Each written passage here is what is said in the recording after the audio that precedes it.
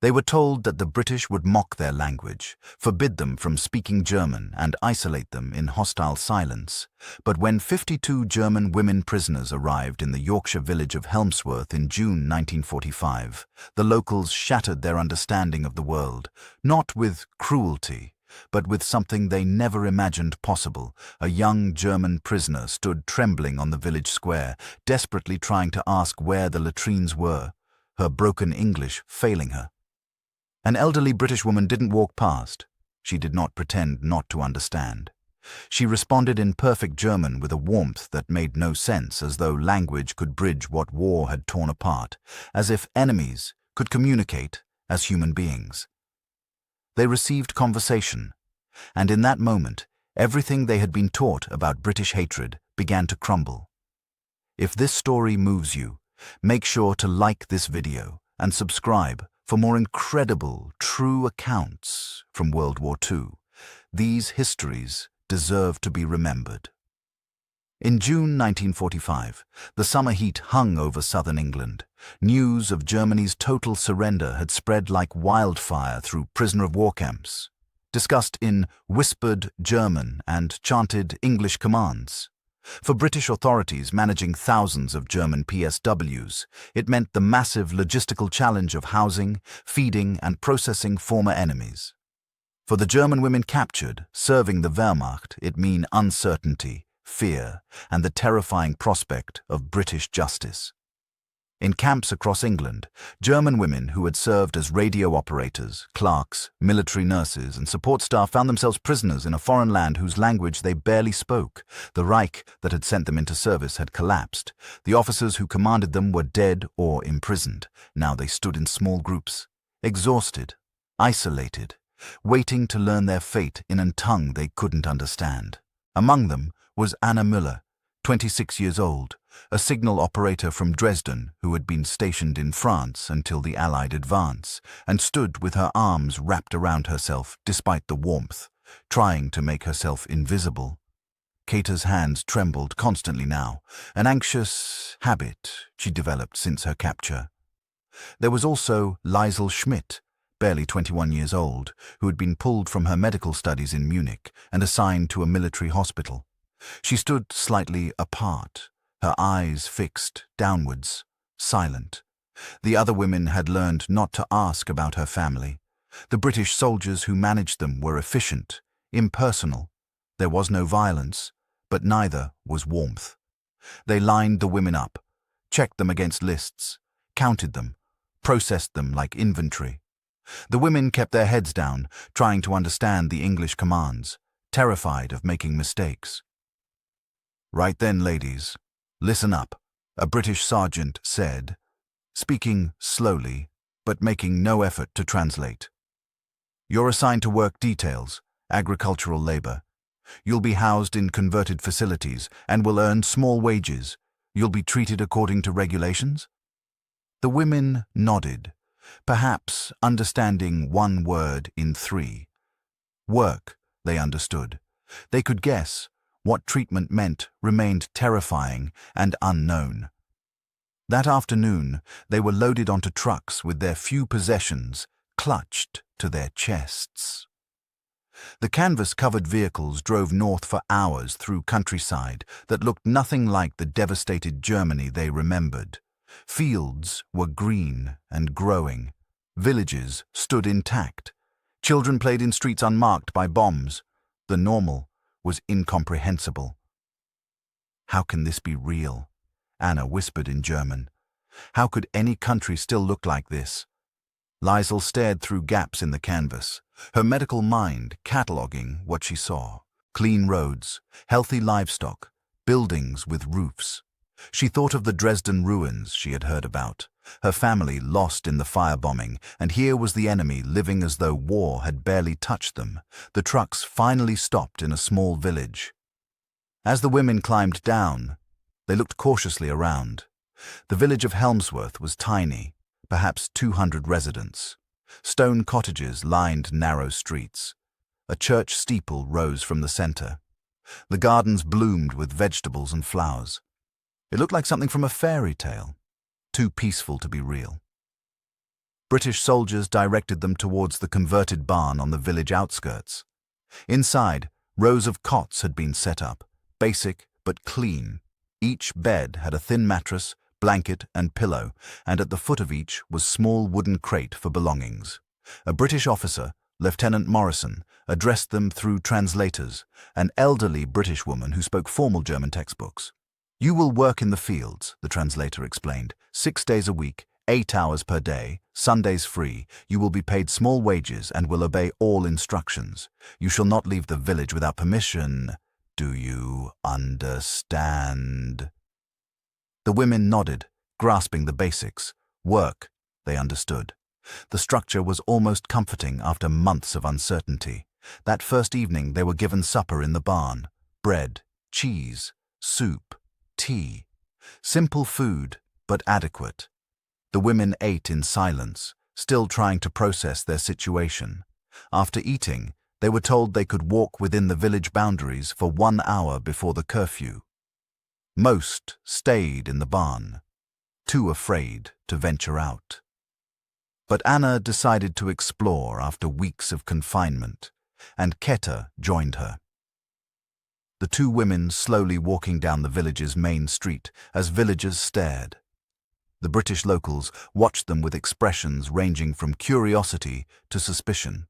A few nodded, most simply looked and returned to their business. Anna and Keta felt the weight of those stares, the isolation of being prisoners in a place where every face was strange and every word was foreign. Anna needed to find the latrines. The officer had pointed vaguely toward the village centre, but she'd been turned around. She saw an elderly British woman tending to the garden in front of the cottage and approached hesitantly. "Excuse me," Anna said in broken English, her accent thick. "Where is the bathroom? Toilet?" The woman looked up, perhaps 70, with white hair and kind eyes. She looked at Anna, taking in the shabby Wehrmacht auxiliary uniform, the nervous posture, the exhaustion. For a moment, she said nothing. Anna started to apologize and back away. Then the woman spoke in German, perfect fluent German with a slight Saxon accent. Toiletten Saint hinted him house drum. The toilets are behind the community hall over there. Anna froze and stared at the British woman, unable to process what she just heard. An English villager speaking German, flawless German. Ketera, who had stood back, was equally shocked. "Sie schrecken Deutsch," the elderly woman smiled. "Nurik in Leipzig, Alfaxen. Yes, of course.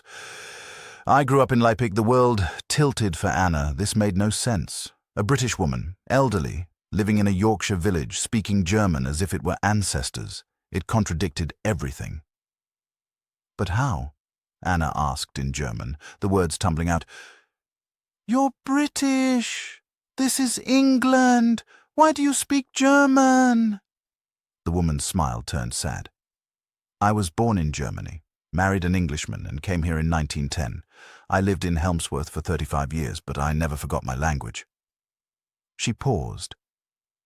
"What is your name, child?" "Anna Müller, from Dresden." "Dresden?" the woman repeated softly. "I have had family there." She didn't finish, did not need to. Anna felt tears prick her eyes. "I'm sorry for your family, for everything." The woman reached out and touched Anna's arm briefly. "War takes from everyone, child. Now go. The toilets are over there. And welcome to Helmsworth. It's not much, but it is peaceful." That night, Anna told the others about the elderly British woman who spoke perfect German. Some refused to believe her. It had to be a trick of some kind, but others were curious. The next day, during their lunch break from field work, several women ventured into the village, and what they discovered shattered their remaining certainty. The village baker, Mr. Thomas, greeted them in accented but functional German. The woman who ran the small shop fluently spoke German, and the vicar at the church, Reverend Clark, conducted part of Sunday service in both English and German. The village was full of people who spoke German, and, as the women learned over the following days, Helmsworth had an unusual history. In the late 1800s and early 1900s, a wave of German immigrants had settled there, drawn by work in nearby textile mills. Some had married locals. Others had simply remained. By 1914, nearly a third of the village had German heritage. During the First World War, they had faced suspicion and hardship. Many had anglicized their names, hidden their heritage, and tried to blend in. But the language had survived, spoken in homes, passed to children, kept alive even as the world went to war twice. The German PS found themselves in a bizarre situation.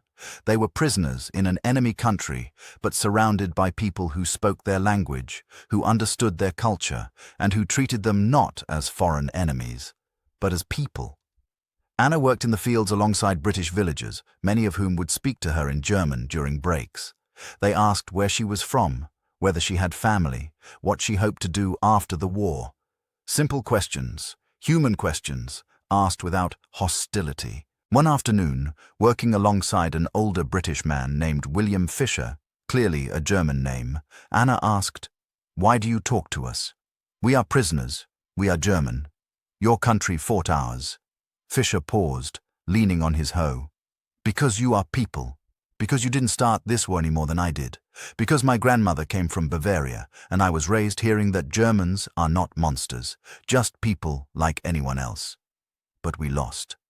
Yes, we are prisoners. And that means you need kindness more than ever, not less." The simplicity of it struck Anna.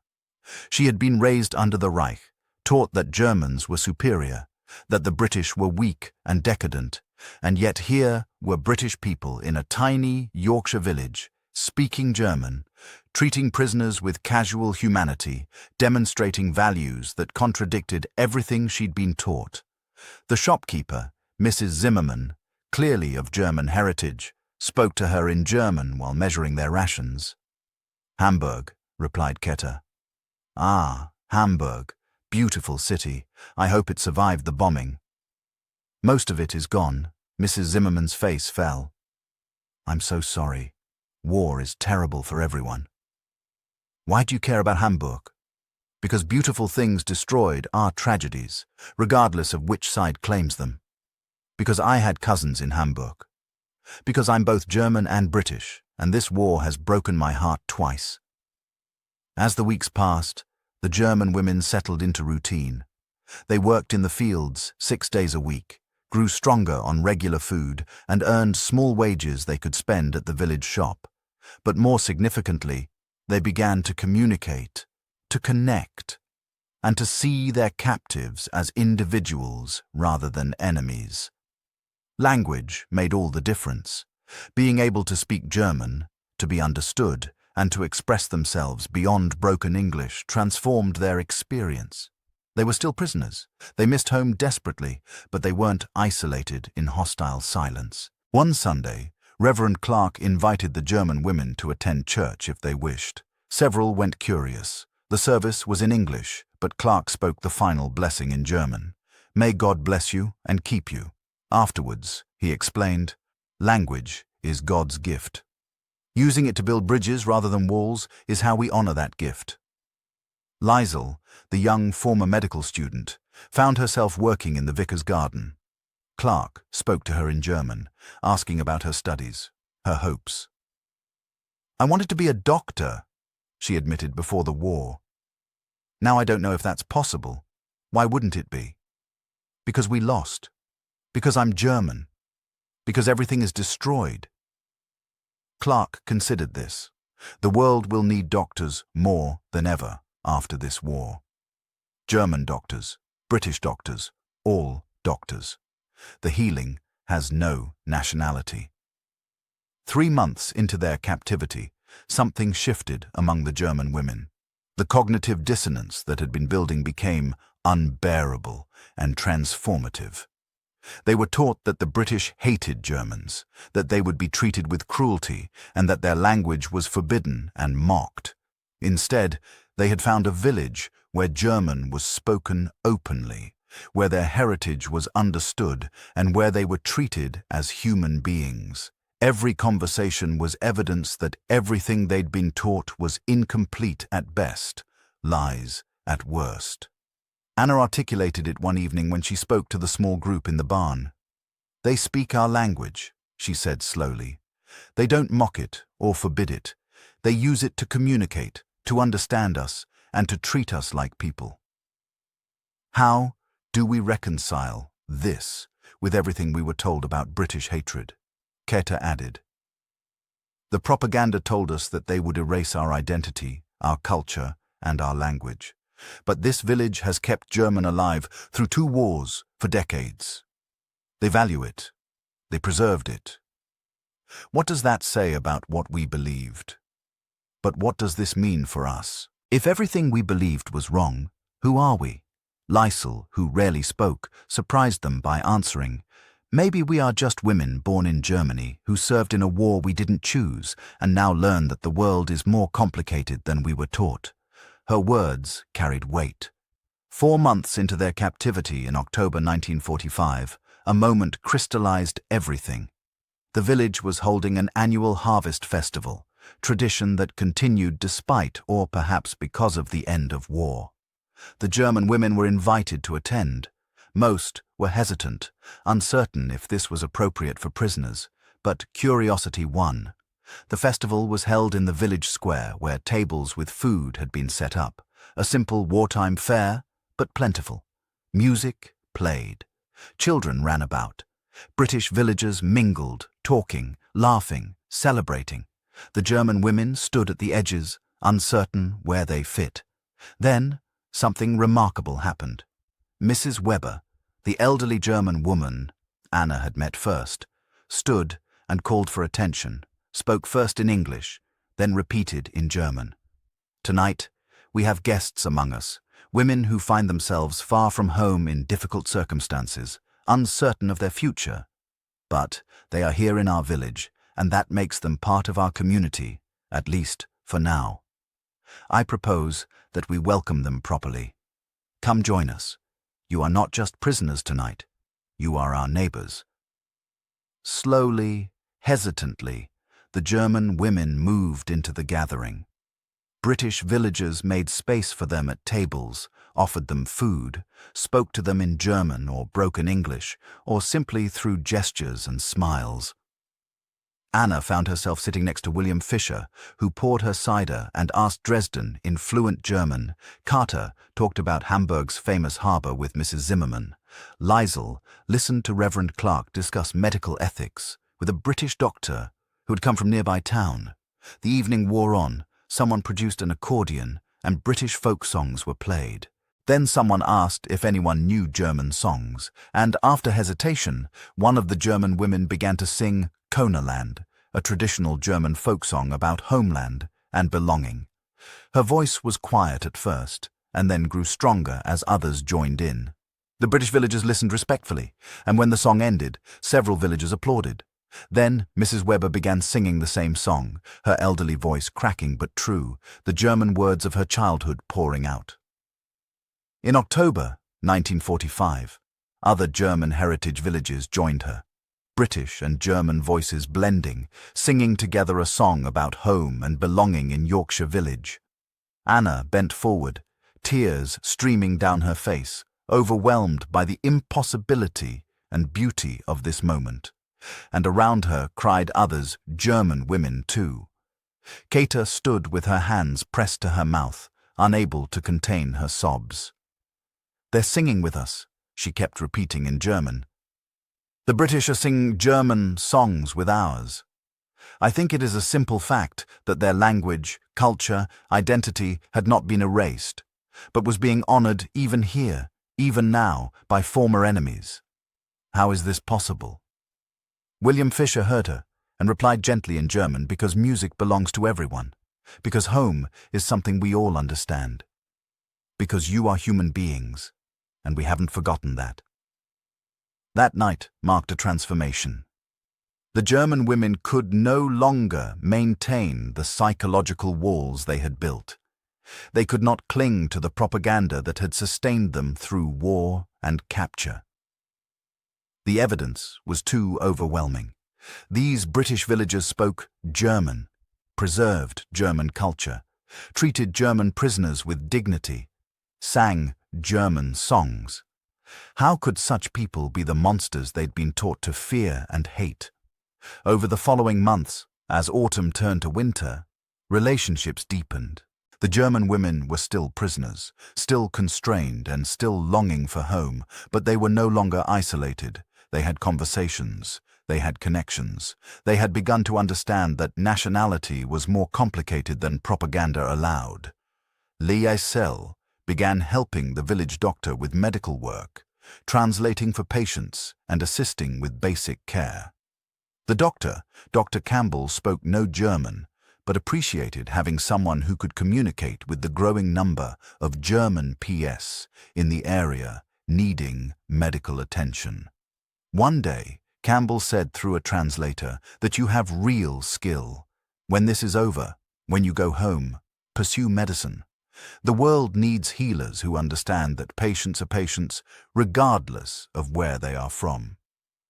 Liesel felt something rekindle inside her, hope, purpose, the possibility of a future. Anna formed an unexpected friendship with Mrs. Weber. The elderly woman would invite Anna for tea, speaking German, sharing stories of Leipzig before the First World War, asking about Dresden before this war, connecting across decades and borders and losses. "Why do you do this?" asked Anna one afternoon. "My country destroyed yours twice." Sadly, Weber smiled. "You didn't destroy anything, child. Neither did I. Governments made war. We're just people trying to survive the consequences. Besides, you remind me of my niece in Leipzig. I haven't heard from her since the bombing. Helping you, it's like helping her somehow." The simple humanity of it overwhelmed Anna. In early 1946, news came that the German women would be repatriated. The announcement caused complex reactions. Fear of what they would find. Grief at leaving connections they'd formed. Confusion about how to explain what had happened to them. On their last day in Helmsworth, the village gathered to see them off. Villagers brought small gifts, food for the journey, spare clothes, letters written in German wishing them well. Mrs. Weber embraced Anna, tears streaming down both their faces. Weber said in German, "Remember that language can bridge divides. Remember that we are all human underneath everything else." Anna nodded, unable to speak. Reverend Clark gave a small wooden cross to each German woman. "May God go with you. May you find home, rebuild, and remember that peace is built one connection at a time." William Fisher shook hands with each woman, speaking German words of blessing and hope. As the truck pulled away, Anna looked back at the village. British people were waving, calling out farewells in German and English both. She felt her throat tighten with emotion she could not name. Decades passed. The German women scattered across divided Germany, making lives for themselves in the ruins and reconstruction. Some never spoke of their time in Helmsworth, unable to reconcile it with the narratives of the time. Others told carefully edited versions, leaving out parts that challenged accepted stories. Anna became a translator, her English and German both fluent, working to facilitate communication between former enemies. She never forgot Helmsworth, the village where language became a bridge rather than barrier. Liesel became doctor in Munich Hospital and dedicated her career to the principle Reverend Clark had taught. Healing has no nationality. When people asked why she worked with such dedication to treat everyone equally, she would tell them about the British village where she was a prisoner but treated as human. Kita became teacher teaching English and German both, always focusing on the fact that language was an instrument for understanding, not division. In 1985, 40 years after the end of the war, Anna received an email from Helmsworth from Mrs. Weber's grandson informing her that Mrs. Weber had passed away. In her effects was a letter written to Anna decades earlier, never sent, now discovered. The letter read, "Dear Anna, I wonder if you remember the German girl who came to Helmsworth as a prisoner and left as friend. I've thought of you often over these 40 years, hoping that you made it home, found peace, built up good life, and I wanted you to know what your presence meant to us." We had begun to wonder whether language could really bridge the divides that war created. You and your fellow prisoners showed us that it could. You reminded us that German was not just the language of the enemy, it was our grandparents' language, our heritage, and our identity. By speaking with you, we reclaimed something the war had tried to take from us. You once asked me why I helped you. I told you that you reminded me of my niece. That was true. But it was more than that. I helped you because if we could not show kindness to prisoners, to people at their most vulnerable, then the war had truly destroyed our humanity. Speaking German to you was an act of resistance against the forces that wanted us to forget our heritage. Collectively hate. Only to see enemies rather than people. I hope you made it home to Dresden and rebuilt, and that the world is full of people who speak languages of connection rather than division. Thank you for teaching us that prisoners can become neighbors, that enemies can speak the same language, and even that humanity survives the worst impulses of wars. With deep affection, Martha Weber read the letter 3 times, tears streaming. She had thought she'd been the one changed by Helmsworth, but she hadn't realized that she had also changed them. Years later, Anna's daughter found a 1945 journal entry from her mother, written shortly after returning to Germany. "I expected hatred and received welcome, expected my language to be mocked and heard it spoken with respect. I anticipated isolation and found connection. The British didn't defeat us with cruelty. They defeated our propaganda with kindness, our isolation with communication, and our dehumanization with the simple act of speaking our language." In Helmsworth, I learned that language is not just words, it is recognition, connection, shared humanity. And I could never return to the simple certainty I'd had before. The story of Anna and the German PS of Helmsworth is not widely known. It doesn't fit neatly into narratives of Allied victory or German defeat. But it's a story worth remembering because it reminds us that language can build bridges rather than walls in the midst of the greatest divisions in history. Sometimes, connection defeats hatred more effectively than isolation could ever be. And sometimes, the hardest thing to accept and the most transformative is that enemies can communicate, can understand each other, and can recognize their shared humanity through the simple act of conversation. If this story moved you, please like this video and subscribe to our channel. There are thousands of untold stories from World War II, human stories that complicate our understanding of division and connection, language and humanity, of what it means to bridge the gaps created by war, deserve to be remembered and shared. Thank you for watching.